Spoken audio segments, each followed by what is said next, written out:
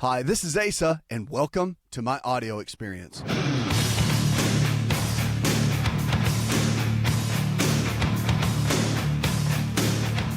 One of those tough health challenges that reaches people all over, and really, it's really the number one prescribed medications are antidepressants right now in America. Staggering if you really think about it. But there's 4 ways to manage depression naturally that's out there that I want to get into, and pretty much across the board, most of the traditional medicine and even alternative side will agree to these. These are pretty much the basics, if you will. So again, people go through ups and downs. And I mean, again, determining what depression really is, there's a system to go through that. And your primary care physician can easily go through and detail that out to see if you really are just going through a tough time or if you might be facing a true side of clinical depression and might need medication or at least some of the natural methods to be able to get through it and bounce back. But 16 million adults is the statistic have had at least one major depressive episode in the past year. So that's quite a bit. The individuals suffering will see some of these or even all of these. And one is sadness, loneliness, emptiness, irritability or frustration. Loss of interest or pleasure in normal activities is a big one. Now, sleep disturbances are big because you can have lower serotonin levels, and that low serotonin level can really be quite the challenge. And that's what, of course, the medications build up on are those levels. And the other is change in appetite or energy level, pretty common. Trouble with concentrating on task, losing focus, and thoughts of death or suicide. So if you start having those kind of thoughts, or even if you have a loved one that starts having these kind of thoughts, really get them help. I mean, at least get them to a family doctor or a psychiatrist, someone, counselor, even somebody that can help them along the way. Now, a lot of the symptoms can be present typically or daily for 2 weeks and need to be consistent to be considered depression. And that's, of course, when you can look into some of the basic treatments. But here's some regular natural ways that are pretty widespread and well known for supporting and managing depression. Number 1, dietary changes. This is what I think makes the biggest change personally. You change the nutrition in someone and you begin to change and transform their body all the way around, because we're only as healthy as the foods that we eat, digest, absorb, and assimilate. And so if we're getting the right kind of foods, we can build the right kind of chemistry in the body. If we don't, then we're going to build the wrong kind of chemistry. It's all about biochemistry. That's the key. So we know for a fact that foods that are high in refined sugars, simple carbohydrates like the bread, pasta, cereal, crackers, pastries, they cause a lot of spikes and drops in blood sugar levels. So this can lead to rapid mood changes, lower energy levels, and can worsen a lot of the depressive symptoms. B vitamins are another one. So they play a critical role in energy and mood. So the B6 is typically a cofactor, and it's the one you want to look at. There's different kinds. There's pyridoxine, and there's pyridoxal 5-phosphate. The pyridoxal 5-phosphate, P5P, is the one that links really strongly to the neurotransmitters like serotonin, dopamine, acetylcholine, and the like. So some foods that can really help with that. Sunflower seeds are fantastic. Bananas are great. Avocados are also a great source of vitamin B6. And again, you can also supplement, but your doctor can kind of guide you in that process. The other one is 5-HTP. So it's made from the amino acid tryptophan. So some studies have suggested that 5-HTP can be as effective as most antidepressant medications. So it still needs to be taken under the supervision of a physician. I'm a big fan of that. And you don't want to take 5-HTP if you're taking an SSRI, which is a pretty standard class of the antidepressants. Acupuncture, believe it or not, is the 4th one. And one study has compared acupuncture with antidepressant medication and found both to be equally effective. Those treated with acupuncture had to be treated for 6 weeks, and they reported improvement in symptoms. When considering acupuncture, remember to go to an experienced and licensed practitioner who has treated patients with depression before, and it may require multiple treatments. But again, if you don't have to do medication, medication's every day, right? So if you have to do acupuncture once a week or twice a week versus taking a medication that's going to alter your brain chemistry, kind of numb you out, and some people even report when they take the medications of, they just don't feel like themselves, kind of feel numb, just kind of neutral with life, no ups and downs, but just kind of flat and neutral. So again, you got to figure out, where you are in the scheme of that, and decide kind of the way that's going to go well for you. I can tell you that all four of these I've seen people get tremendous success with. People that were on medications, people that had gone through some really tough times. And if you go through a serious loss, like if you hit a major tragedy in life, someone that's been married for 40 years and you lose a spouse, or maybe it's a job you've had for 30 years and now you're in your latter years and you lose that security of that job, people can go through some really tough stages, and sometimes the nutrition and the natural way is not enough. And that's where those medications come in, and they make a big difference. They can really help support your body and get your brain to balance out so that you don't have, the extreme thoughts of maybe death or suicide, or you can kind of live and function through it and press through. But then don't ever forget the prayer factor. Don't ever forget that I believe personally, you get somebody that you can walk through it with, pastor or counselor, someone. There's also, I just believe, a lot of healing through that process, and people can help you in that. Of course, I believe God can carry you through it all the way. So check those out, because really, between dietary changes, the B vitamins, that pyridoxal 5-phosphate, the 5-HTP, which helps produce serotonin in the brain, and the acupuncture, some great options when you're dealing with depression. 888-283-7272. Lines are open with questions about your health. Give us a call or go to the website. Of course, you're listening to the show. One of the big keys that we love to talk about here on the show, it's you. This show's all about you. It's about taking you to the next level with your health and your life. So one encouragement I want to give you for sure, it doesn't matter where you've been in your health. It doesn't matter if you've had blood sugar instabilities. It doesn't matter if you've had issues with diabetes or heart disease. Maybe you had a stent put in your heart or had a stroke or something to that level. Just know that today's a brand new day, that your choices today don't have to be the choices that you made yesterday. The body is amazing. The way it was designed is incredible, because our cells regenerate. The cells you have right now will regenerate, and the old ones die off, and you're constantly making new cells. That means that old liver cells and digestive tract cells and all the different pancreas cells, they're all fading off and new ones are forming. So what's amazing about that is that it doesn't matter about your past. Your past doesn't define you, but the choices you make now will determine the kind of health in the body that you're going to have years from now. So you can make a brand new choice today, make new habits, create new ways of taking care of yourself, and your latter years can be better than your current years if you make better choices. Coming up, we're going to jump in, grab more questions about your health. I see you waiting there, so hang tight. And also, we've got some social media we'll get into, and I've got some tips that you don't want to miss.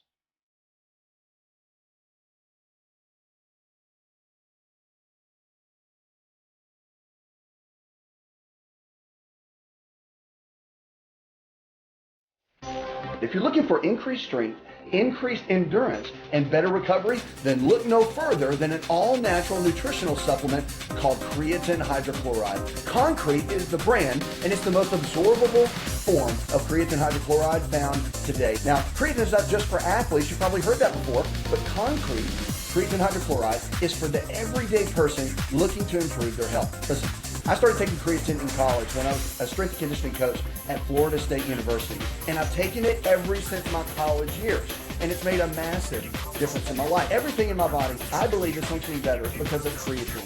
Creatine hydrochloride I've moved over to using Concrete, and it is the best form of creatine on the market. Concrete creatine hydrochloride is available at most Walmart stores and on Walmart.com or any store that carries nutritional supplements. Just make sure to look for Concrete brand creatine hydrochloride and watch your endurance, your strength, and your recovery and your immune system get boosted today.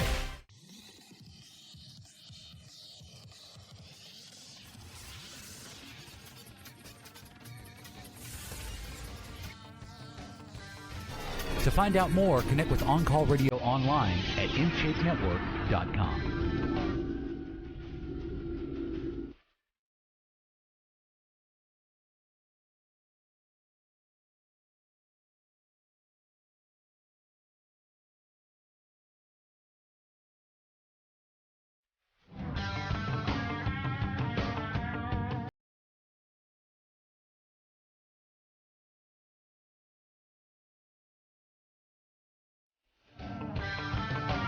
Henry in Ontario, Canada says, my 3-year-old daughter is very hyper. When do I know if this is hyperactivity disorder or ADHD? Well, again, you kind of monitor their behavior patterns and look at the distractibility. How often does it happen? I mean, kids are like that in general.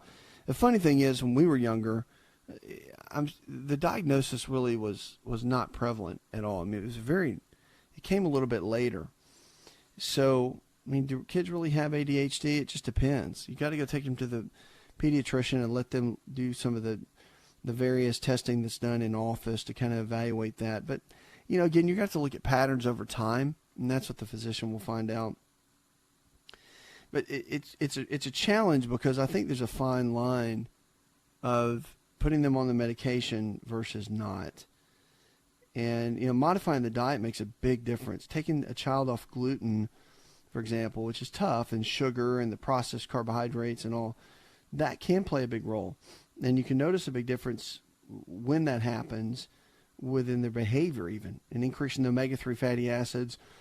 Again, pediatricians need to walk you through that, but find someone that will work with you at that level, because diet for any type of hyperactivity disorder, major deal. I mean, you can see a big difference in most kids that struggle with that. And look at the diets at children that deal with ADHD at any level. They're going to be loaded with processed foods. You see it every single time. I mean, clinically, when you do a history and all that with the parents, you're going to find that. And that's why a lot of these nutritional deficiencies that can build up in the kids, that's what you have to look for. And again, you can get someone to walk you through that process. But definitely look at the omega-3s. That is one of the big keys for ADHD. 888-283-7272. Lines are open with questions about your health. Give us a call or go to the website. Go to Ruby now. Hi, Ruby. I just want to know what is good for the joints, because the joints have been swelling up, and I notice that when I get cold, they hurt. I just wanted to know what would be some good natural things that I could take to help the joints, and also what natural things I could take for anemia. Well, there's several things you can do. I mean, for joint pain, remember it's inflammation. So inflammation with any kind of arthritis, for example, itis means inflammation. That typically comes from the digestive tract. So you've got to look at the habits that you have, eating habits over a period of time. If you're doing a lot of processed foods, a lot of excess carbohydrates, you'll find that you can, if it's the wrong kind of carbs, and what I mean by that are a lot of the processed sugar, processed flour, when you do those kind of carbohydrates over and over and over again, sugar content's high, it's been shown that it raises the inflammatory process in the gut. When you do that, it raises the inflammatory process throughout the body. So getting the body back in line and really getting it back in a good position is what you want to do. And so again, eating the right kind of foods for a period of time, at least a month, can make a difference. You jump in and do equal amounts of lean protein sources like chicken, fish, beef, or eggs, low glycemic carbohydrates in the form of fruits and vegetables, and then good healthy fats, almonds, walnuts, cashews, avocados.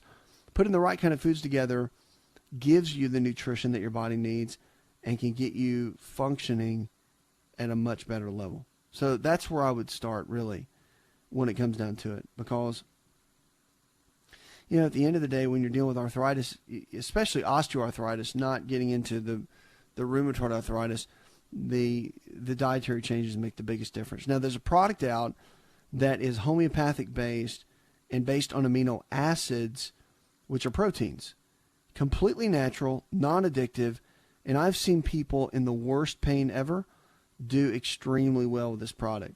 Not only that, but people that take it, again, see not just results because of the supplement, it actually helps to break down proteins. It actually works on restoring the digestive system, and it helps reduce the inflammatory process. It's called Amino Active, and you can go to their website, aminoactive.com.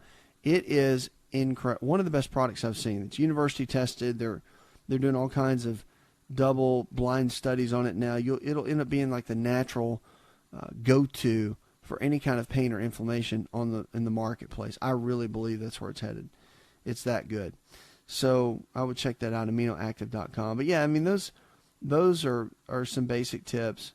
And the anemia, if they've definitely diagnosed you with it, you got to figure out, first and foremost, what kind it is. So is it B12 related? Is it iron related? You've got to be able to determine that. And they can do some additional testing to figure that little equation out. Now, the one key about it that you want to look into that's really important is also, if it is iron related, you want to look at ferritin. Now, ferritin is kind of the storage tank for iron. And with the ferritin, vitamin C will raise ferritin in a heartbeat. It is the catalyst that really allows the iron to be stored and utilized in the body. And you can get a little ferritin test, very simple. Your primary care doctor can check it out. So when they check the iron levels and they look for B12 and folic acid, have them look at that and see if it's even a factor in the equation. Because typically with anemia, it's kind of important. But regardless, a lot of good foods you can have to help with anemia. Now, depending on the level of it, if it's just very mild, you want to look at dark leafy greens hands down. They can help build both levels of iron and also B12. But then also look at red meat. And people freak out over red meat, but it's a great source. If it's grass-fed, hormone-free, bison, elk, those kind of meats, unbelievable. Very, very good for you. And a lot of other benefits in it as well. But they can be helpful. And a good old school remedy for any type of anemia is blackstrap molasses. That's old school right there, but it works very well. 2 to 3 tablespoons of blackstrap molasses can help tremendously when you're dealing with any type of anemia. Now, it's got a little bit of the sugar content in it, but, again, raising those levels up, give you burst of energy, and will help for the long term. Remember, keep in mind, this takes a while. It's not going to happen in 2 weeks. Want to turn back the clock 15 years and have more energy? This is Dr. Asa telling you to just breathe with LiveO2. LiveO2 delivers the right amount of oxygen we need for optimal health. Go to liveO2.com. That's liveO2.com.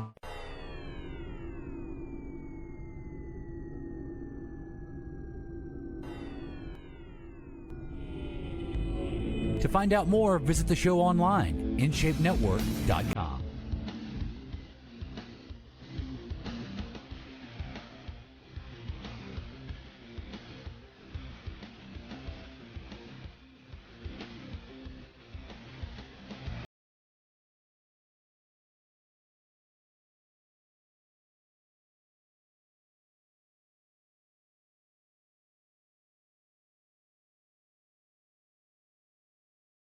We're here to help, here to take you from where you are in your current state of health to where you need to be.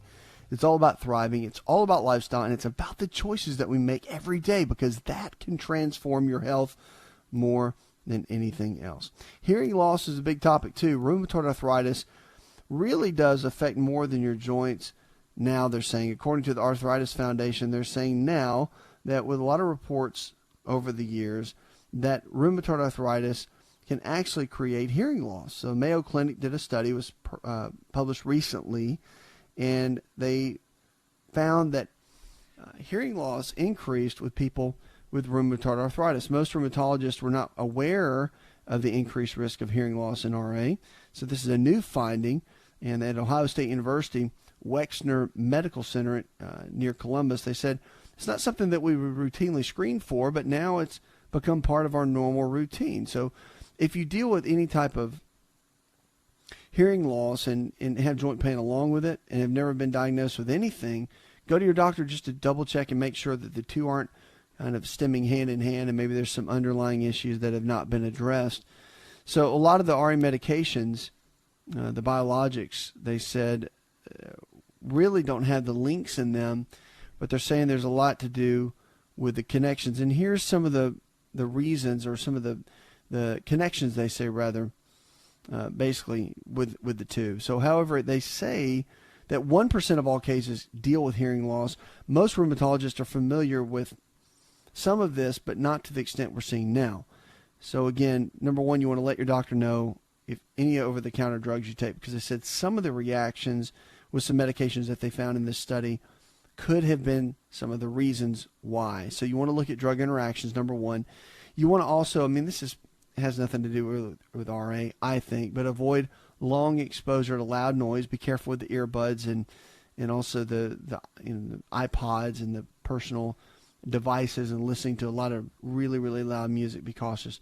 Ear protection if you're working out loud around a lot of equipment, lawn mowers, that sort of thing, and keep the volume down always, as much as possible. If you're listening to the headset with your phone, talking to someone, or even just the basic music, be cautious with that. Hearing loss happens very slowly, so you don't really notice it. It kind of creeps up over time until it gets to the point where you're a little bit challenged with it, and that's when really you got to be very, very cautious at that point. 888-283-7272. Lines are open with questions about your health. Give us a call. Go to the website. Now, we're going to talk about our food of the hour in just a moment. And a food either brings health to the body, or what does it do? It takes health out of the body. And so we've got to understand that certain foods really can transform our health if we know how to use them and use them in the right way and on a regular basis. Now, you don't have to be perfect. I have this conversation all the time. You don't have to be perfect with it. I mean, really, 90-10, 80-20, those kinds of rules really do apply with our eating habits and our overall lifestyle habits. So, I mean, if you eat well most of the time, have maybe 2 to 3 meals that are off the wagon a week, not a big deal. And if you really do that for a while, you'll think, man, I don't really need more than about 3 junk meals a week, and I'm good. And you can eat salmon and eggs and protein powders and vegetables and all that sort of thing that you may feel like you'd feel deprived if you had to do that all the time. But people end up doing really well with it. So powerful at what we put inside of our body, how it becomes our body, and how well we can do. Now let's go to the phones and talk with Fran. Hi, Fran. I would like to know if there's something that can be done for a tumor on the pineal gland, Pineal, in the brain. I'm wondering if there's that controls sleep and that sort of thing. So I'm wondering if there's anything that can be done for a tumor on the pineal gland as far as diet and that sort of thing. Well, the pineal gland is, again, it's extremely important to the body. And, to this point, most doctors will just watch and wait, as they call it. So they'll monitor it. Sometimes a tumor on the pineal gland is benign and it doesn't really mean anything, and sometimes they can mean something. So I think first they got to determine, what the actual tumor is. Is it growing? Is it not? Is it malignant or not malignant? Is it cancerous or is it benign? I mean, you've got to look at those different factors, and they've got different ways of analyzing that. If it's not, then, again, if it's a benign tumor, there's different theories in the alternative world, such as that a lot of the body's inability to break down proteins can cause, and high cortisol levels can cause benign tumors to grow in different areas. It's a theory. It's not proven by any means. So typically that can be a thought of cause. The other to look at, when they a lot of physicians will just say that they don't know, and that's true.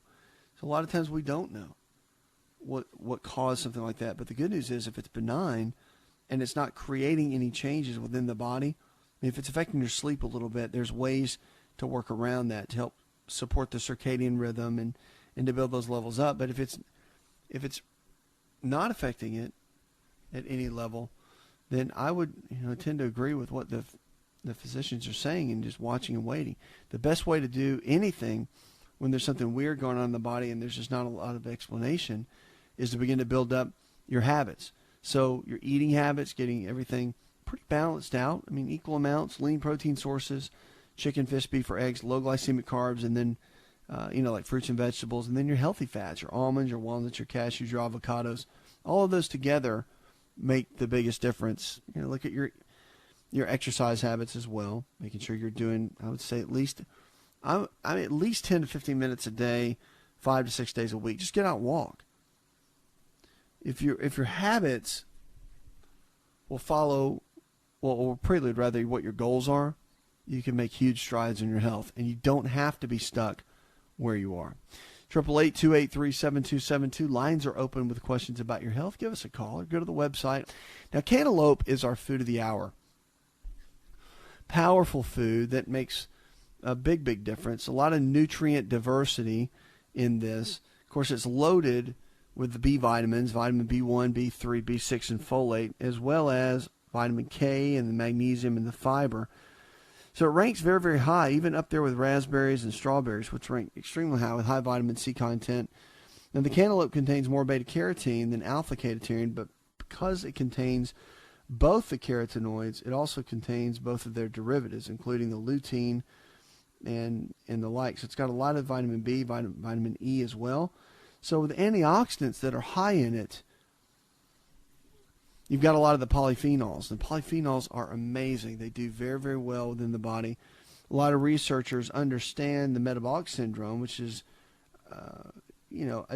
challenges within like the high blood fats, triglycerides, high blood sugar, high blood pressure, and too much body fat, which is a result of chronic underlying unwanted inflammation and oxidative stress throughout the body. So it's not surprising to see a decreased risk of metabolic syndrome in individuals with especially high intake of cantaloupe, just because of what it provides. Matter of fact, cantaloupe has been shown, there's a blood test called C-reactive protein, or CRP. There used to be, not used to be, we still use it. It's called SED rate, or the ESR, and the SED rate always was a good marker for inflammation. Still used in the basic blood panel, but the CRP came along, and it's kind of the new version. A little bit more detailed, gives us some more markers regarding the heart, but the CRP, it overall looks at the body inflammation.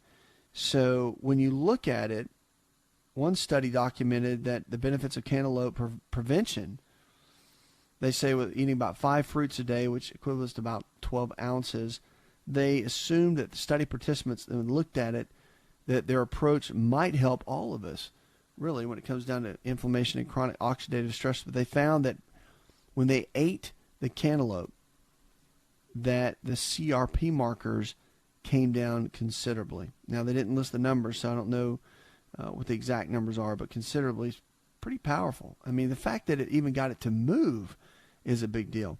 A lot of other health benefits, too. Of course, the studies have been done mostly on animals and not humans, so it's a little skewed that way, but researchers have theorized that the cantaloupe phytonutrients can improve insulin and blood sugar levels because it did so in the animals, and also can improve kidney function. How about that? So cantaloupe, powerful superfood along the way that can bring health to you in a lot of ways. Jack in Dalton, Georgia, he says, can you give me some help on working with recurring cold sores? I tend to get them on my mouth, and I'm looking for some natural ways to support it. Well, again, the cold sores come from the herpes virus, simplex. And when you go under a lot of stress or your body's under a lot of tension, you can, a lot of these little herpes viruses tend to pop out, and they run their course for about 7 to 10 days, and then they tend to heal up. But, the medications, the antivirals, they work as a preventative. But from the natural side, a lot of people use L-lysine, which is an amino acid, cuts down on viral activity, and also ionic silver.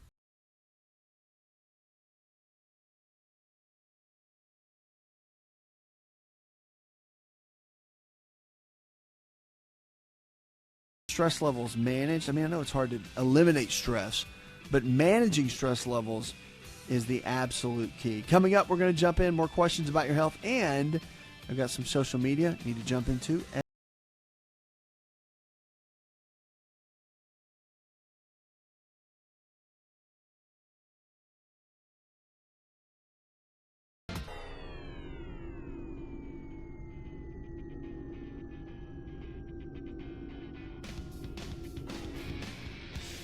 Connect with On Call Radio and watch On Call TV at InShapeNetwork.com.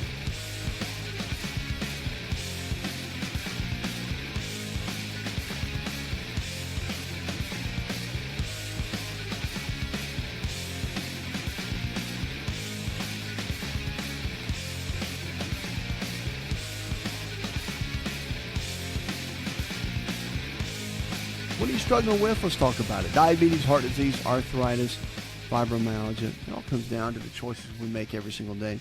Powerful. I've seen so many people come out of the health challenges that they're in, regardless of what they're struggling with in so many different situations. It's really amazing to see.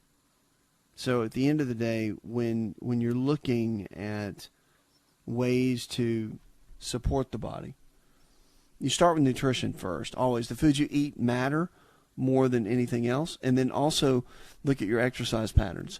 If you're not exercising and you're trying to eat well, got to put the two together. They work hand in hand to build the kind of body you're looking for. Powerful. 888-283-7272. Lines are open. Give us a call. Go to the web. Go to the phones. Let's talk with Roger. Hi, Roger. I just had a quick question about superfruits. Superfruits. Was thinking about eating more of them, and I'd also heard that it was a kind of a marketing thing, and I wanted to know if you had a recommendation for the best superfruits to eat, and what they would actually do for the body to help the body out.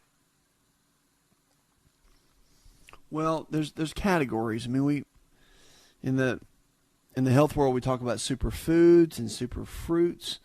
I mean, everything's kind of got a little tagline to it, but there really are some of those super higher end category foods that work well. And on the fruit side, the berries really top the list.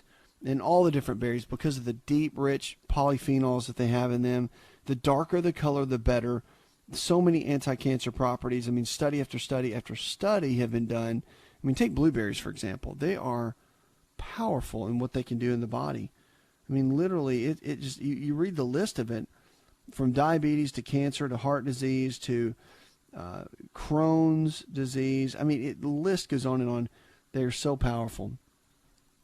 And then you got other superfoods, as they call them, different vegetables. I mean, you take things like kimchi, which is cabbage, and the way it's cultured. I mean, what it can do for the digestive tract. You look at certain foods, something basic like a sweet potato, and all the different benefits. That's why we always highlight certain foods, because really, if it's untouched and it's a fruit, vegetable, for the most part, it's omega-3 fatty acids. I mean, they are all superfoods at what they do, and they've all got deep properties that make a tremendous impact in your health. So you look at those, and it's incredible to see what they actually can do. So yeah, if you stick with, and again, all this list is in my book and it's also on the website.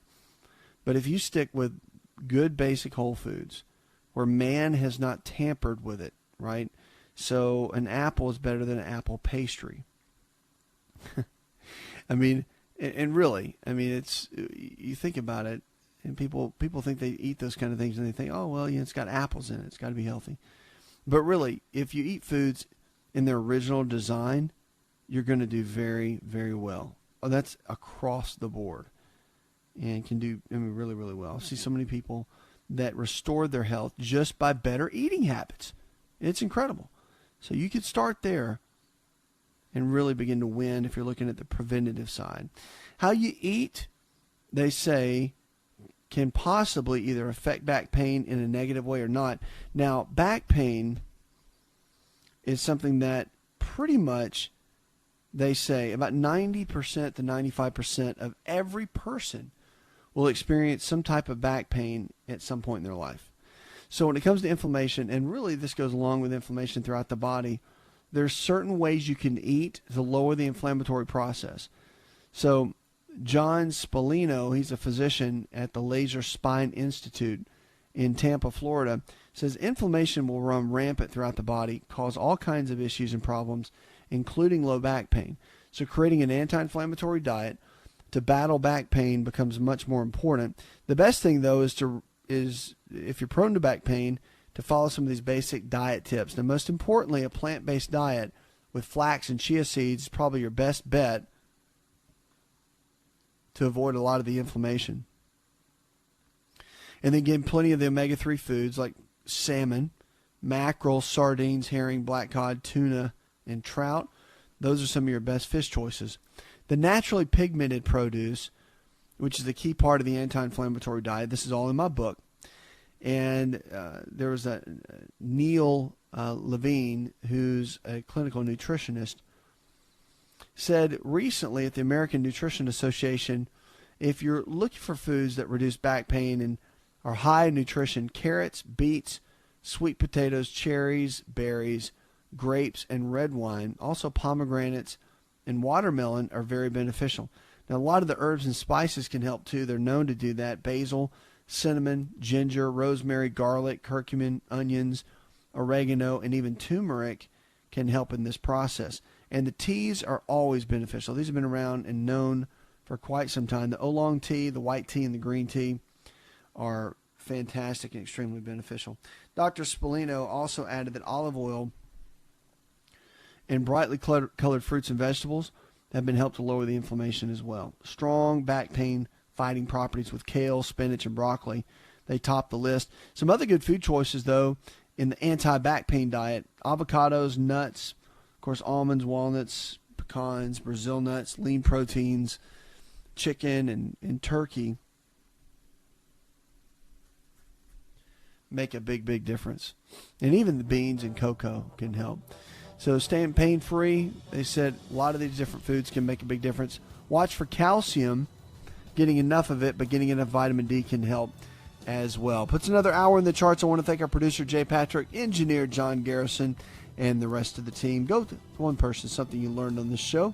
Together, we can transform the health of our friends, our families, and our communities. You're listening to the show that helps you get well, stay well, and live well.